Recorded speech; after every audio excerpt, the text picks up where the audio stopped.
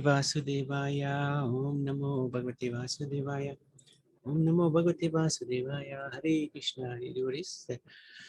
We'd like to seek the blessings of Shri Radha Shyam Sundar, Radha Krishna, Radha Madhava, Krishna Balaram, Gonitai Srila Prabhupada, and Guru Maharaj, and the assembled devotees, so that we can continue with the overview of Srimad Bhagavatam Puran, 12th Canto, chapter number 4. And this is a verse number 40. Samsara tindum atidustaramati tirteshor nanya pravo bhagavata purushotamasya lila katharasa nishepvanam antarena pumso bhavet vividha dukha davarditasya. For a person who is suffering in the fire of countless miseries and who desires to cross the insurmountable ocean of material existence, there is no suitable boat except that of cultivating devotion to the transcendental taste for the narrations of the Supreme Personality of Godhead's pastimes. So these pastimes are so exciting and interesting, and they naturally give us some natural attraction to the pastimes of the Supreme Lord. So those pastimes are the boat which can take us across this insurmountable ocean of material existence. So it's quite suitable. The Lord has given us these wonderful pastimes so that we can go back to Him.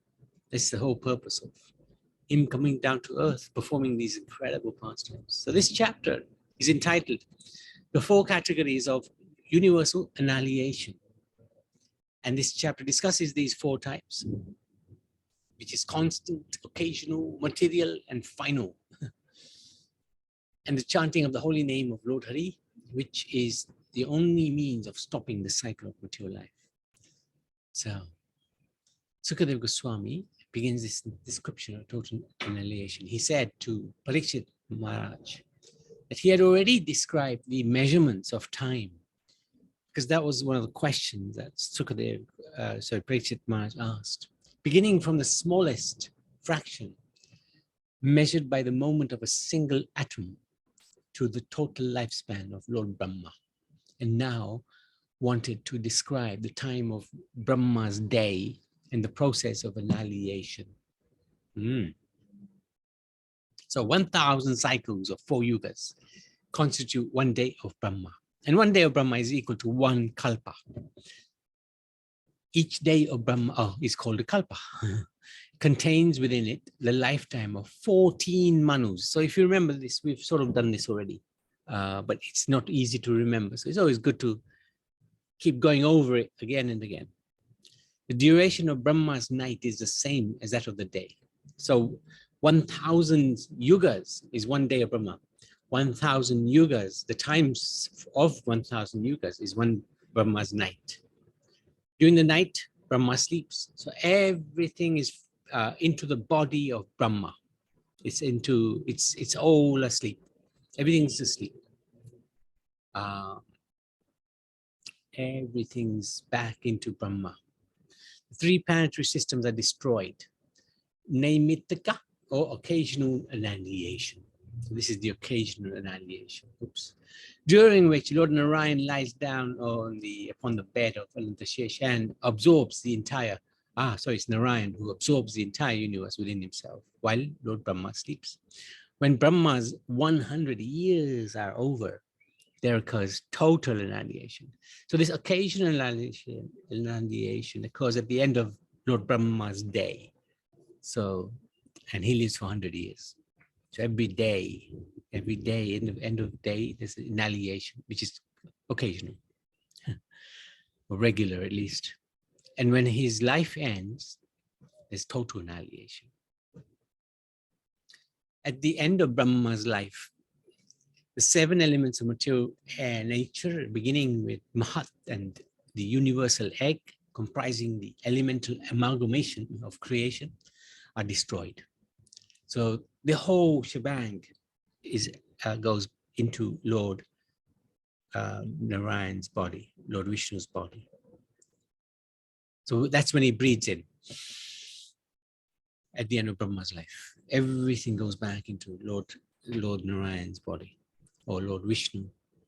It will be Karanadaksha Vishnu, the first Purush. As annihilation approaches, the following events take place. There will be no rain upon the earth for 100 years. Drought will lead to famine, and the starving populace will consume one another. The inhabitants of the earth, bewildered by the force of time, will be destroyed. The sun, in its annihilating form, will drink up with its rays all the water of the oceans, but the devastating sun will not give any rain in return. Next, the great fire of annihilation will flare up from the mouth of Lord Sankarasana. Carried by the mighty force of the wind, this fire will burn throughout the universe, scorching the lifeless cosmic shell. The universal sphere will grow like a burning ball of cow dung. A great and terrible wind of destruction will begin to blow for more than 100 years. And the sky covered with dust will turn gray. After that, groups of multicolored clouds will gather, roaring terribly with thunder, and will pour down floods of rain for 100 years. So initially there's no rain and famine. Later on, there's a lot of rain and flooding. At that time, the shell of the universe will be filled up with water, forming a single ocean. The water will rob the earth of its unique quality of fragrance. This is what the earth has, this quality of fragrance. It smells very beautiful in a natural condition. And thus, the element earth, deprived of its distinguishing quality, will be dissolved. The element fire seizes the taste from the element water, which merges into fire. So all these components, the five growths, earth, water, air, fire, earth, water, fire, air, ether, they each merge into the other.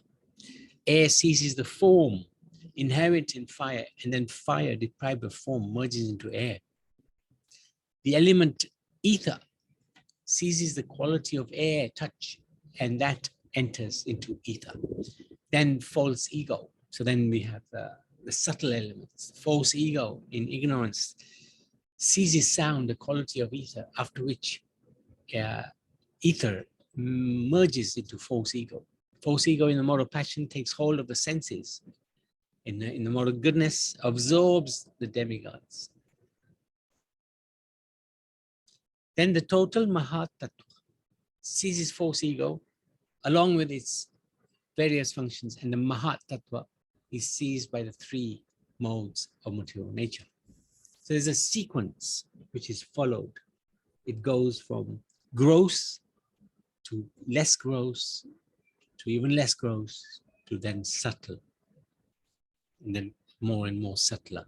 These modes are seized by the original unmanifest form of nature, impelled by time. Unmanifest nature is not subject to the 6 forms of transformation caused by time.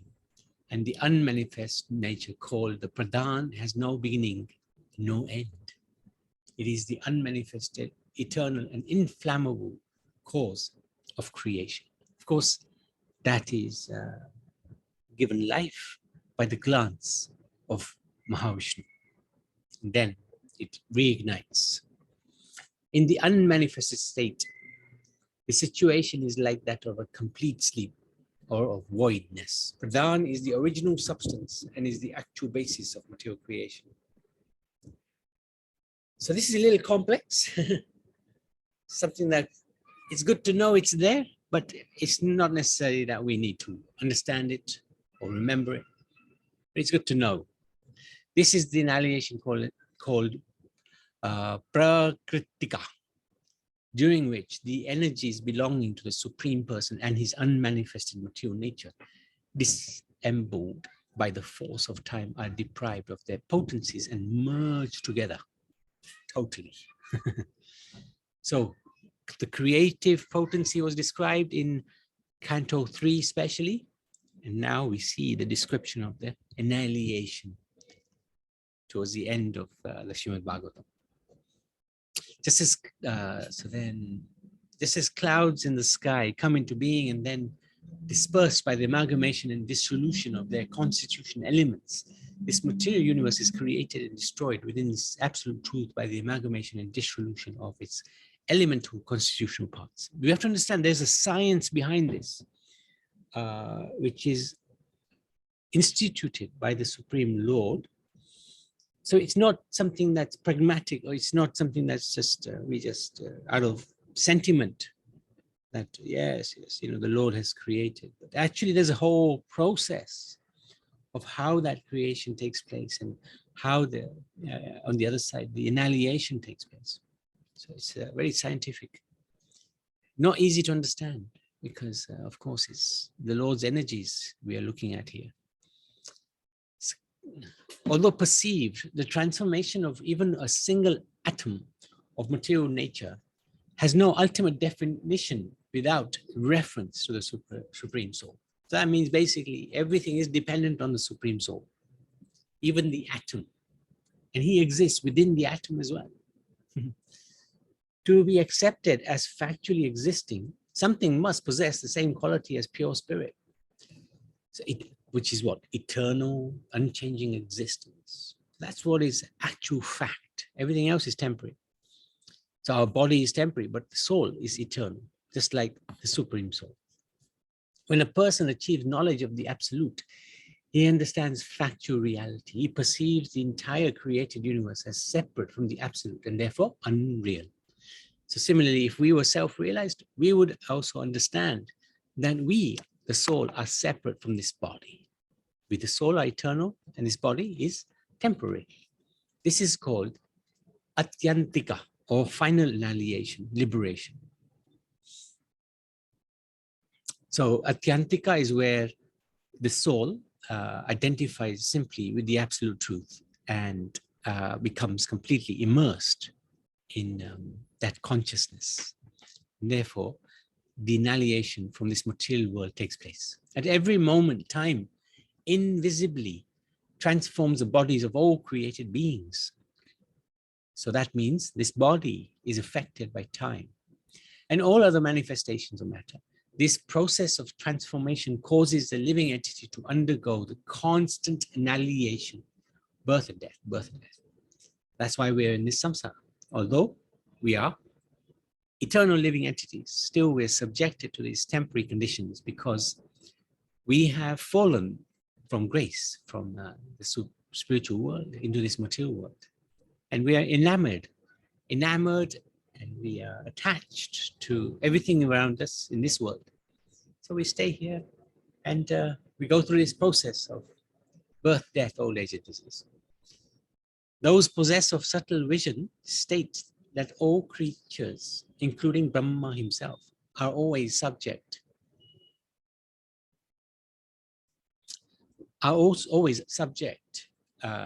to generation and annihilation. So Brahma included.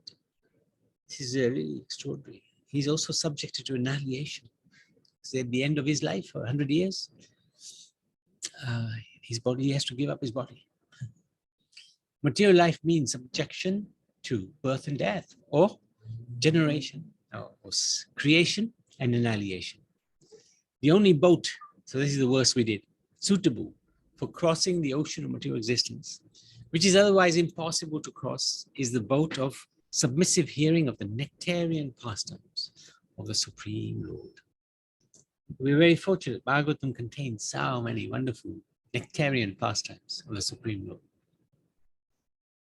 My dear, so then Sukadeva Goswami continues, my dear Parikshit, when the illusory false ego that binds the soul has been cut off with the sword of discriminating knowledge, and one has developed realization of Lord Achyuta, Supreme Soul, this is called Atyantika, or ultimate annihilation of material existence.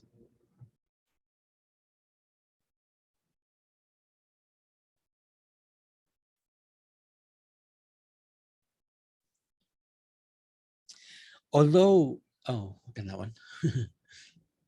So, yeah, let's carry on here. In this way, the progress of time is described in terms of 4 kinds of annihilation. So continuous, occasional, elemental, and final. It's a question of perception. Okay, no. Sukadeva Goswami continued, I have related to you these narrations of the pastimes of Lord Narayan, the creator of this world and the ultimate reservoir of all existence, presenting them to you only in brief summary. So whatever he's giving, it's in very brief. How much time you got? Not much, because you're gonna die in 7 days. So he gave him a brief summary of all the different aspects of spiritual life. Even Lord Brahma himself would be incapable of describing them entirely. So he lives for 311 trillion, 40 billion years, Lord Brahma. That's not enough time to glorify the Supreme Lord. So how much can you do in 7 days? Long ago, this essential ontology of all the Puranas was spoken by the infallible Lord Narayan Rishi to Narad, who then repeated it to Krishna Daipanaya Vedvyas. That great personality, Srila Vyasadeva, taught me. So that's Sukadeva Goswami. He's telling him the civic succession.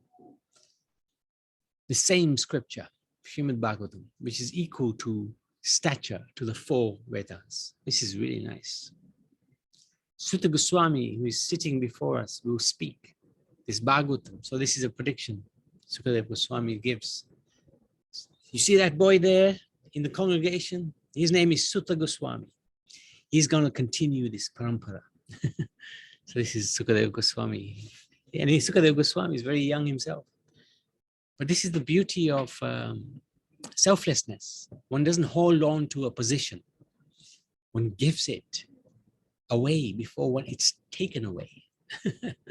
Everything is going to be taken away one day. So the self-realized soul, he realizes, and it gives it up before it's taken away. At least whilst we have something in our possession, we have the ability to offer it to Krishna as an offering. If it's taken by force, then where's the offering? So this is really nice. So we have to try to time our service in such a way that we become satisfied doing that service, and then we give that opportunity to somebody else as well. Let that parampara continue. Let that service continue by a different personality, different devotee. Give others an opportunity. Doesn't mean we stop doing service. We just do service in a different way to support and according to our ability. Sutta Goswami, who is sitting before us, will speak this Bhagavatam to the sages assembled in the great sacrifice at Nemi Sharanya. This he will do when questioned by members of the assembly headed by Shonak. So this is the 14th chapter, a very, very sweet chapter. It talks about annihilation, and it's quite complex. It's quite a technical chapter. But this last bit here shows the intention of the self-realized soul. He will never, like Prabhupada, he gave his books. He gave us the temples. He gave us so much, so we continue. It wasn't that, yeah, he's gone and everything's lost. We have to be very mindful how, if we're doing some seva, how that seva will continue, even if we are not present to do that seva. Then that is our glory. Of course, we're not looking for glory, but we want to preserve, we want to continue the legacy. We want to continue to allow others, give the opportunity to others to serve. Very, very nice. Prabhupada was perfect in doing that. Even though perhaps many of the people he was appointing were not suitable, yet he still gave the opportunity. That's a true genius. Give everybody the equal opportunity. And then it's up to the person whether They want to take up the challenge and fulfill the purport of Bhaktivedanta Swami Srila Prabhupada. Many have, many haven't. What to do? Okay, Srimad Bhagavatam ki jai. Any questions, any comments? I know Naniben is here, but I'm not sure if she can speak. Can we hear you, Naniben? No. Anybody else? Any comments? Can you hear me, Prabhuji? Oh yeah, now we can hear you. I don't know what was. Yes, Sarah.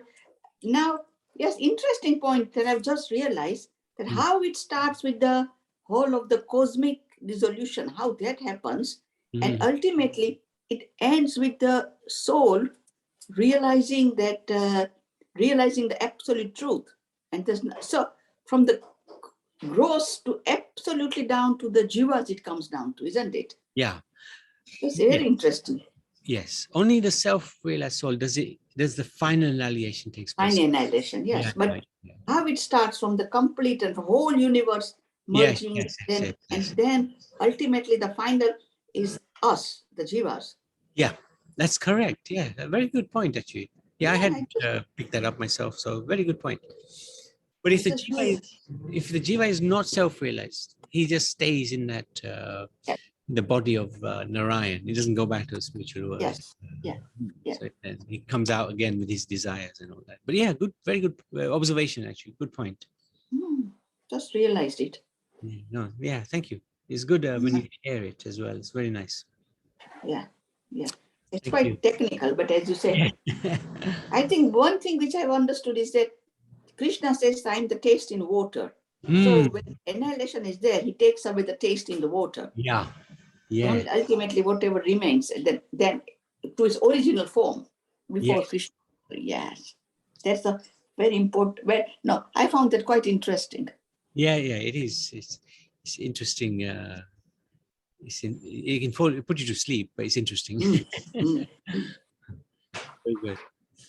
Thank you so much, Nariman. It's very good that you. It's very encouraging for us because, it's nice we're doing this and putting on YouTube, so it's going to last. But when somebody's actually taking interest in it, as we're doing it, it really encourages us. So I really appreciate your effort. Can you hear me now? Yeah. Oh, you can. Okay, that's fine. Thank you so much, Nariman. Thank you. Anybody else? Any comments? Okay. Thank you so much, Srimad Bhagavatam ki jai. We hopefully, yes, we continue with chapter 5 tomorrow. Hare Krishna. Oh, Baba Bendy, you wanted to say something? Are you muted? Yeah. Okay. I think I have to read again. Yeah, you have to read not once, Mataji, a few times. I didn't understand anything. Because I mean, you was telling it. I told you before also the same thing. The English language, the literature is very high standard for me to understand. Be honest. So if I read again and again, I might get into it, but I'm finding a bit difficult. Yeah, this so I can't even ask any questions. This one, don't worry too much because it is complex and. But I'm enjoying. That's the main thing. I'm really enjoying it. I know it will take time for me to get really understanding. The way this what's her name? The one who is making us understand puja. Naniben, yes. Naniben, yeah. She's doing very well. Yeah. She's very intelligent. God bless her. Yeah, thank you, Mataji. Thank you. Bless you. Yeah, that's good. Thank you. It's nice to hear that. Thank you very much, Bhagavan. Thank you very much. Anyway, I like your enthusiasm, Prabhu. Yes. You are showing such an interest. You are showing so much interest. Yeah, as soon as it's 3 o'clock, past 3, I just get everything ready up. I sit down and I just listen. I'm so much taking interest in that's it. Yes. Thank you. Thank you so much. If I'm out, that's different. But if I'm indoors, I'll just go and sit down. Forget about the work. Thank you. Srimad Bhagavatam ki.